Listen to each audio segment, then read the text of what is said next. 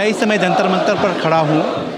Cockroach जनता party ने साफ कर दिया है कि उनका जो प्रदर्शन है वो जारी रहेगा। जेपी नड्डा की तरफ से जो एश्योरेंस मिला हुआ था वो कुछ कॉन्क्रीट तरीके से होता नज़र नहीं आ रहा है। जैसे लग रहा है कि केवल वो शब्द बोले थे, कुछ बात कहे थे।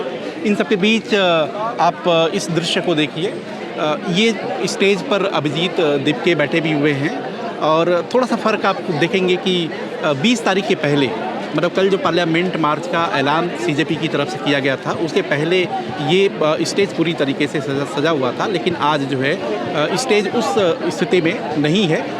सीजेपी के जो फाउंडिंग प्रेसिडेंट हैं, उन्होंने अपना अनशन तो वैसे ख़त्म कर दिया, लेकिन एक उन्होंने कहा कि जिस तरीके से जेपी नड्डा की तरफ से एश्योरेंस मिला था कि हम उनकी बातों पर विचार करेंगे, लेकिन ज़मीनी स्तर पर वो कुछ नज़र नहीं आया, लिहाजा वो अपना प्रदर्शन करते रहेंगे।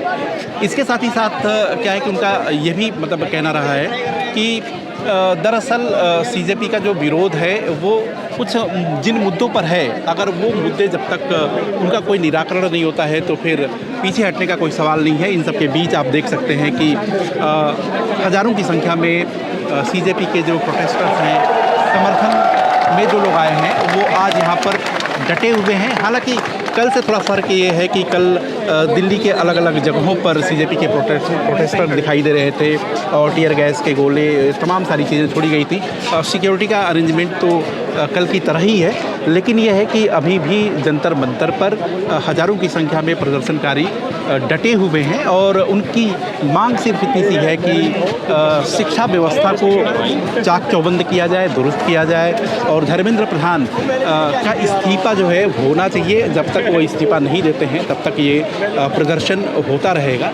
तो कहने का अर्थ है कि संख्या अगर देखें कल के हिसाब से तो संख्या में कमी है, लेकिन जितने भी यहाँ पे सीजेपी के सपोर्टर्स हैं उनमें एक उत्साह जो है, उत्साह अपने चरम पर है और वो लगातार इस बात की डिमांड कर रहे हैं कि उनका ये प्रदर्शन जारी रहेगा। खास बात यह है कि सीजेपी से संबंधित जो लोग हैं और उनके जो फॉलोअर्स हैं, सपोर्टर्स हैं, उनका ये कहना है कि जिस तरीके से पुलिसिया कार्रवाई की गई थी वो ठीक नहीं थी।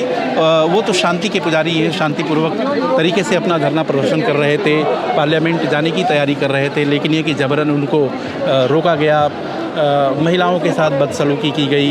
इसके साथ ही साथ जो छात्र थे उनके साथ जो है बहुत ही बेरहमी के साथ उनको पीटा गया था।